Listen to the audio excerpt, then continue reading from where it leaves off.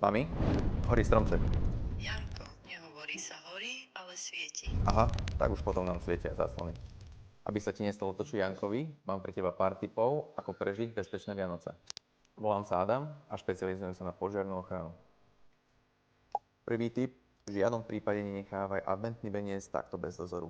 A určite nie v blízkosti takýchto horlavých mašličiek a iných materiálov.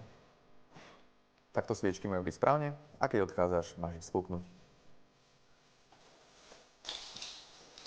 Takto teda nie. Najprv rozmotaj, potom zapoj.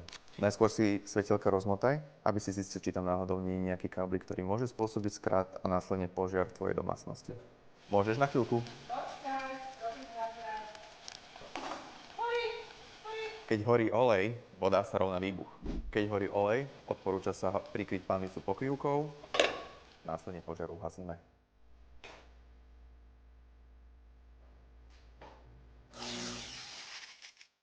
Aj zásuvka má svoje pravidlá.